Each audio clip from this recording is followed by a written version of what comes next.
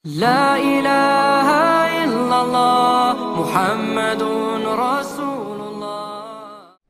Assalamualaikum warahmatullahi wabarakatuh. Sahabat yang dicintai Allah, Masya Allah, menikmati pagi ya, di suasana Betawi. Nah, kita perlu tahu bahwa setiap daerah pasti akan memiliki ciri khas masing-masing. Dan ciri khas itu yang ternyata memperkaya orang-orang yang berasal dari daerah itu. Nah, sahabat yang dicintai Allah, ini kalau kita bicara ciri khas, ini merupakan bahagian daripada teritori suku yang bersangkutan. Ya, kita tidak bisa mengatakan, oh ini bagusnya begini, oh ini bagusnya. Semua punya nilai tersendiri. Nah, melihat dari situ, saya ingin mencoba untuk menggali materi yang sekarang ini lagi rame dibicarakan, ya, tentang Hagia Sophia. Nah, sahabat yang dicintai Allah, kita perlu tahu ada di antara kita yang seolah tidak terima gitu.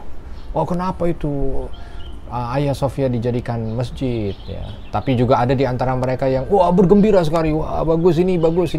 Ini merupakan bahagian daripada kejayaan bagi kita sehingga mampu untuk menjadikan masjid. Sehingga nampak arogansi gitu ya. Nah, saya ingin berdiri di tengah sahabat yang dicintai Allah. Jadi kita ketika berbicara tentang Hagia Sophia itu ya berbicara secara fakta gitu. Jangan bicara hanya sekedar karena kita euforia, senang, wah pokoknya mau tidak mau dia sudah masuk dalam kekuasaan kita harus jadikan dia seperti apa yang kita mau.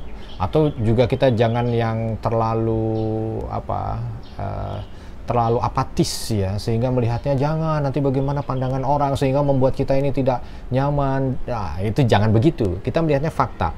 Faktanya bagaimana? Ketika Sultan Muhammad Al-Fatih masuk ke kota Istanbul, kota itu ya dulu namanya Konstantin ya, kota itu yang merupakan ibu kota Bizantium itu, ini kota yang sudah bukan layak dijadikan pusat peradaban. Kerusakan ada di mana-mana, termasuk salah satunya Hagia Sophia itu ya, sudah mulai rusak. Bangunan yang dibangun dari 537, artinya sudah hampir 900 tahun kala Muhammad Al-Fatih di tahun 1453 masuk ke sana itu ya, itu sudah dalam kondisi rusak, sudah dalam kondisi yang tidak layak dipakai. Bahkan ada beberapa terjadi peperangan antar sekte yang ada di sana, bahkan nanti di antara satu kepercayaan pun saling menghujat dan lain sebagainya. Akhirnya untuk menyelamatkan ini, Sultan Muhammad Al-Fatih membelinya ya, lalu diperbaiki supaya tempatnya itu tetap menjadi bahagian daripada tempat yang di sana Allah Subhanahu wa Ta'ala disembah sebagai tempat ibadah.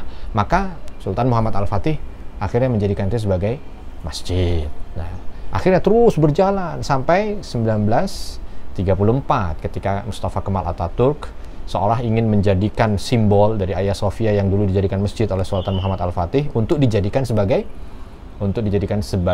museum, sehingga seolah dengan itu luntur ya nilai Islam yang ditanamkan dan muncul sekularisme. Nah, dari sini kita bisa melihat ketika nanti pemerintahan Turki menjadikan itu sebagai masjid kembali dan ternyata pengadilan memenangkan gugatan itu, maka ya kembali kepada fakta dan tidak boleh ada orang yang campur aduk, tidak ada yang boleh ini bagaimana ini urusan negara mereka.